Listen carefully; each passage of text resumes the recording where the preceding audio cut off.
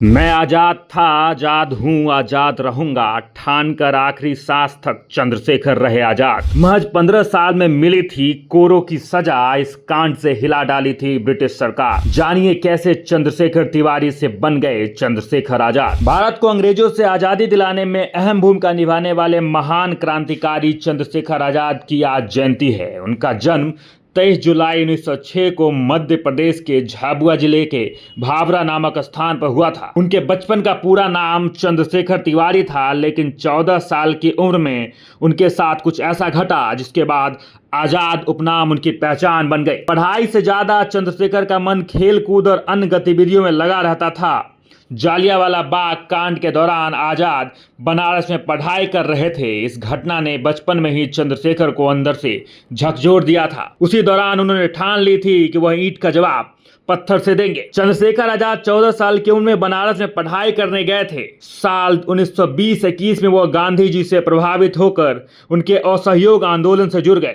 इसी दौरान उन्हें गिरफ्तार कर जज के सामने पेश किया गया। जज ने जब उनका नाम पूछा तो उन्होंने अपना नाम आजाद बताया। चंद्रशेखर ने पिता का नाम स्वतंत्रता और निवास स्थान जेल बताया। इसके बाद जज ने उन्हें 15 कोरों की सजा सुना दी, लेकिन चंद्रशेखर के तेवर कम नहीं हुए और हर कोरों की मार पर वंदे मातरम का नारा लगाते रहे। इसके बाद से चंद्रशेखर आजाद के नाम से सार्वजनिक जीवन में प्रसिद्ध हो गए। उनके जन्म स्थान बावरा को भी अब आजाद नगर कहा जाता है। जलियांवाला बाग कांड के बाद चंद्रशेखर को समझ में आ चुका था कि अंग्रेजी हुकूमत से आजादी बात से नहीं बल्कि बंदूक से मिलेगी। शुरुआत में गांधी के अहिंसात्मक गतिविधियों में शामिल हुए, लेकिन चौरा चौरी कांड के बाद जब आंदोलन वापस ले लिया गया तो आजाद का कांग्रेस से मोह भंग हो गया और फिर उन्होंने बनारस का रुख किया। इसके बाद उन्होंने अपने साथियों के साथ मिलकर उस घटना को अंजाम दिया जो भारतीय क्रांति के इतिहास के अमर पन्नों में सुनहरे हरफों में दर्ज काकोरी कांड है। काकोरी कांड से शायद ही कोई अनजान होगा। दरअसल इस दौरान दल के 10 सदस्यों ने काकोरी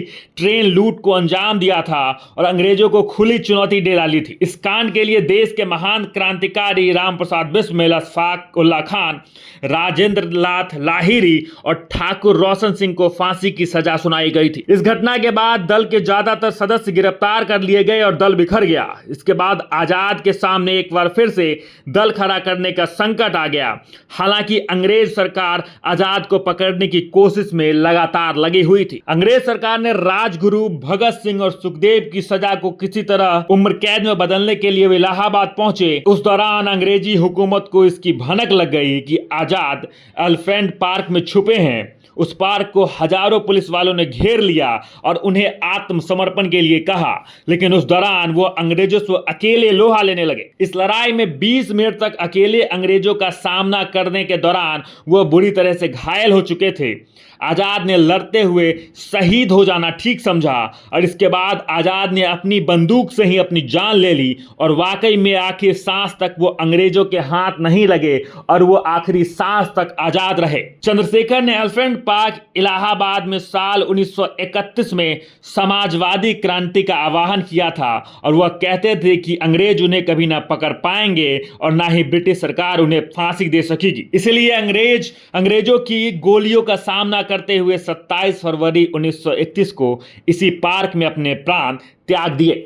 इस वीर सपूत के जयंती पर उनको सत नमन। बाकी आप इस खबर को लेकर क्या कुछ कहेंगे, कमेंट बॉक्स में जरूर लिखें और देखते रहें सच टॉक्स न्यूज।